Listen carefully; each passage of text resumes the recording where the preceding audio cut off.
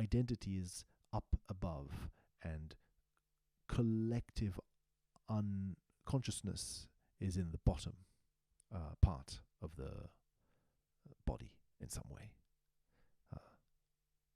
Yeah.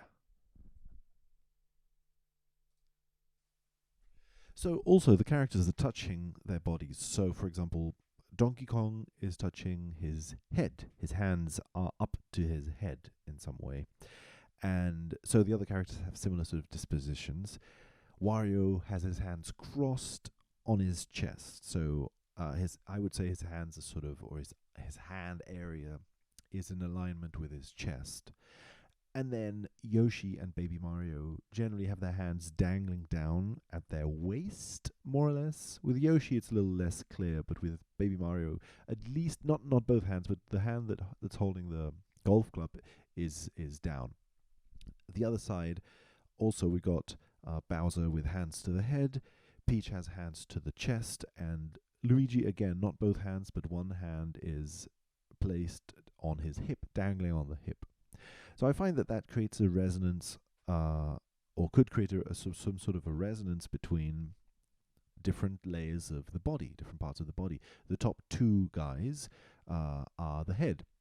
The middle two people are the chest. And then the lower two people are the waist, which might stand just for the lower body, perhaps.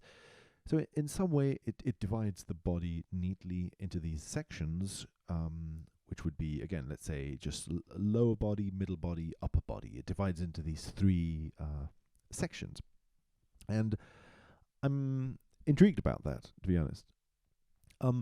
If I may venture this thought, then what happens with the belly? Or let's say, maybe not the belly, but the lower belly, the lower sort of area of the waist and that part of the body. Well, I would associate it in some way to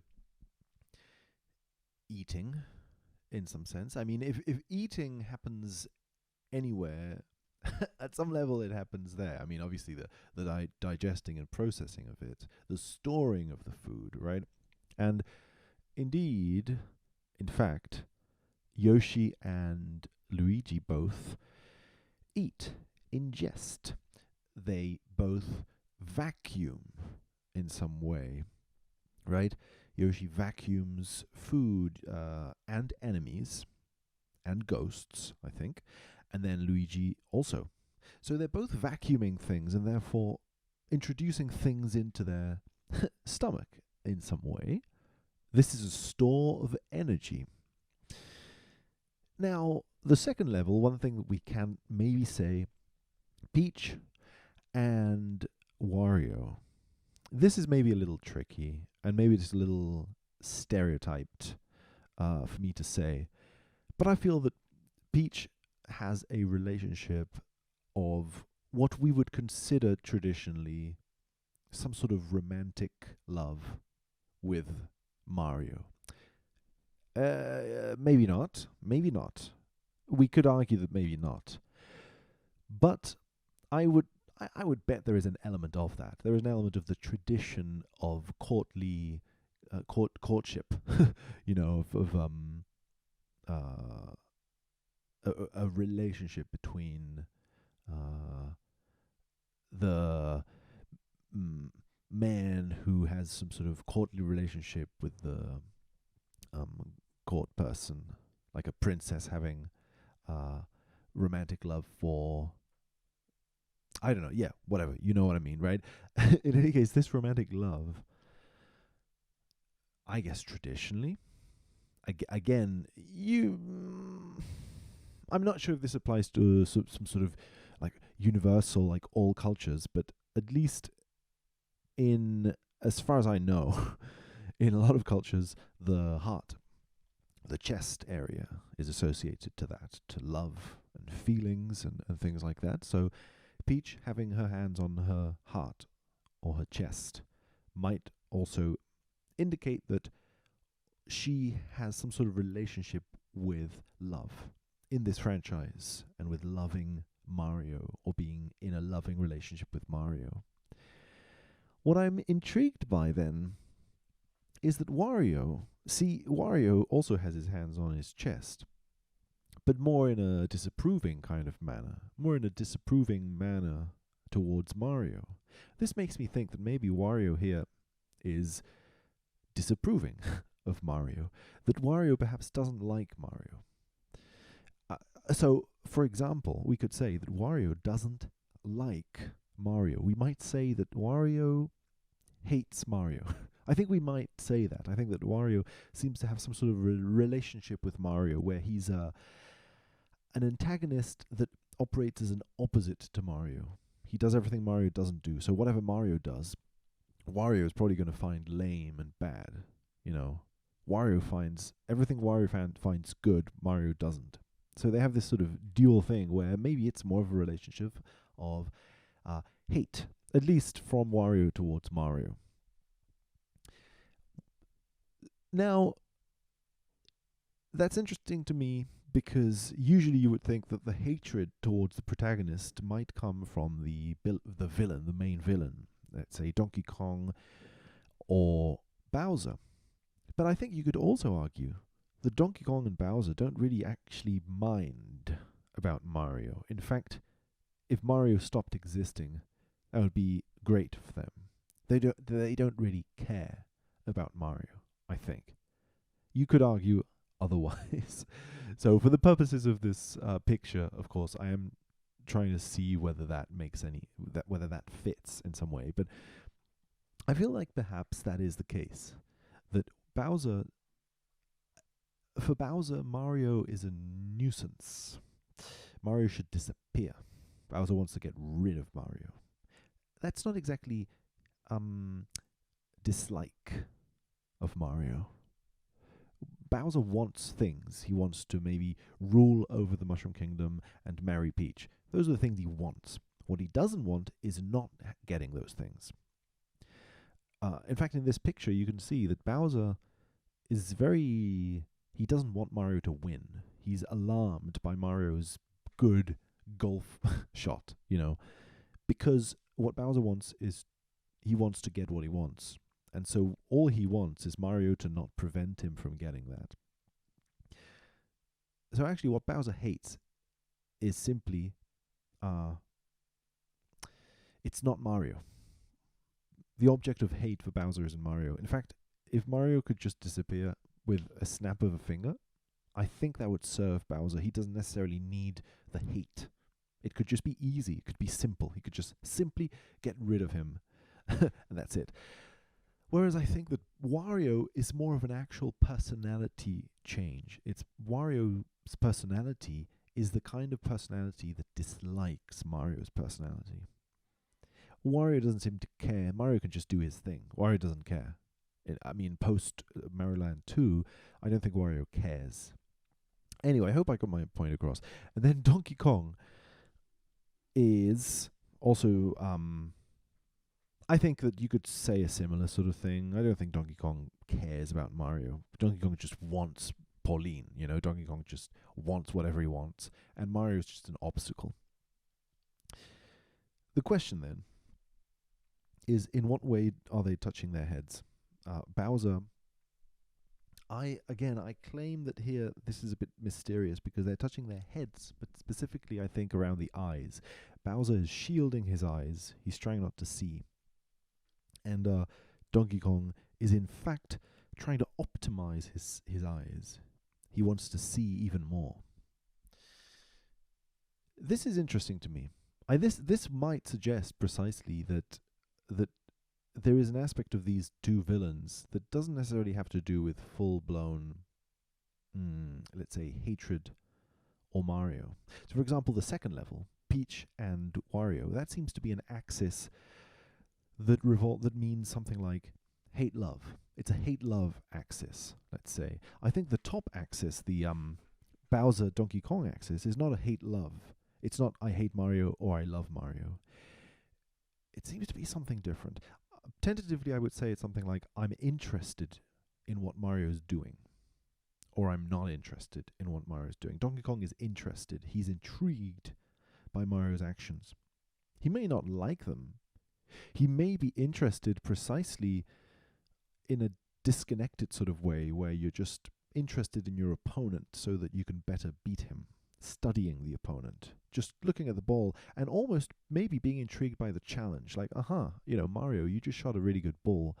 I'm going to try and improve that. I'm going to shoot a better ball. I'm going to be better than you, which I think is the energy of these villains in some way, because these villains somehow want to become Mario.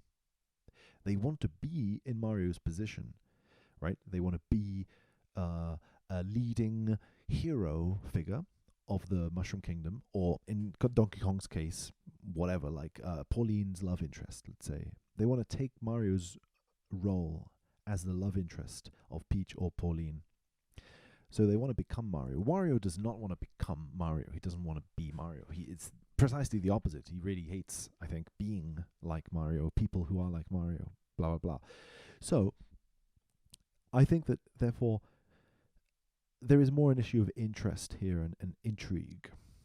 The only role Mario takes for these two people, for Donkey Kong and Bowser, is one of interest. They're interested. Bowser is interested in Mario's every move because he wants to know what strategy he wants to know what Mario's doing, just to know what he will do.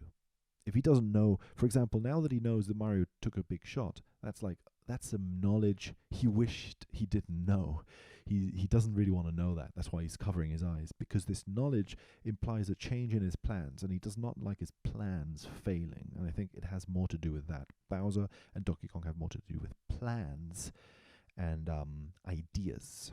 So I think it's about thinking in some way, being aware and interested in stuff around you, which again would associate to the head, as we tend, I think, to associate that with thinking in at least, again, I don't know to what extent this is like some sort of a universal thing. I would probably like to claim that it isn't a universal thing, but I think that at least in the world of like video games that are within some sort of a Western influence, that seems to be a prevalent idea, that the thinking happens in the head, or has something to do with the head. And maybe that's more of a prevalent idea in everywhere, in all other cultures. I don't know. I have no idea.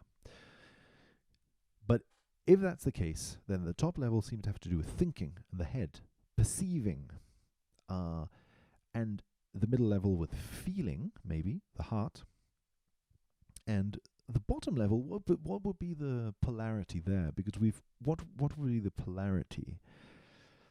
See, here it's not really clear from this image exactly, because Luigi seems more interested in the ball than Yoshi does. Yoshi and Baby Mario are pretty absent-minded. They don't seem to be there.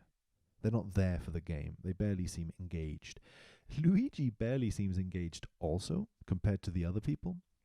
The levels of engagement seem to diminish, right? Bowser and Donkey Kong seem more engaged. Wario and Peach seem a little less or softly engaged, and Luigi and Yoshi are just barely engaged. Luigi's just barely watching the game. He seems to be catching the game, like he's just watching it on a TV or something. He's just mildly amused and intrigued by it. So maybe there's something about that, about just mild amusement and a certain soft presence. It's not an intellectual presence, not very intellectually engaged by it. It's not an emotional presence exactly. It's more of a soft, almost like just, again, like a bodily presence. He's just there, present for it. But Luigi seems to be a little more present for it in a jokey kind of way. He seems to have a jokey sort of pose and face. Like, it's maybe not, it's not the, I don't know, it doesn't seem to be that much involvement. And Yoshi is gone, in my opinion. I don't know what's happening with Yoshi there. But we could consider the way in which their ghost games operate. Like, Luigi obviously has some sort of relationship with ghost games that associates him in some way to fear. And I think fear of that kind has something to do with nerves. You know, the body being frightened. Yoshi just jumping, not Yoshi, Luigi jumping into the air, wah, when he's afraid. It's something that stimulates the body and goes, ha! Like the muscles clench.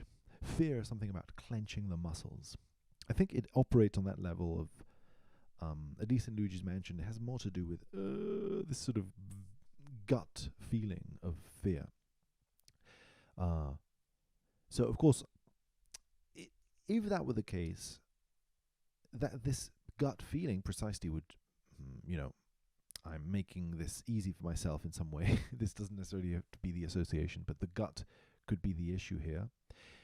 Especially if Luigi's Mansion is all about absorbing stuff through a suction device. It could be that this is about recovering strength for the gut. If the gut is very weak, you're very afraid. If you have a little bit more guts, if you have guts, right? Literally, if you have guts, if you have more gut strength, you're less afraid. So maybe it's about Luigi gaining strength and losing his fear. If that were the case, then Luigi's gut has more to do with a fear reaction, which might imply that the reason Luigi is eating ghosts, the reason Luigi is sucking up ghosts into his system, is not in order to feel good, but in order to not feel bad. Whereas Yoshi seems to like eating fruit and enemies and everything. Yoshi seems to enjoy eating. Yoshi's gut has, I think, more of a pleasure in eating. It's eating from pleasure, whereas Luigi might be associated to eating from fear, eating from anxiety, absorbing stuff in order to gain energy. Yoshi doesn't necessarily need that energy. He's just happy to gain it.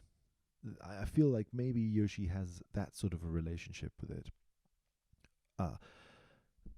So yeah, I don't know.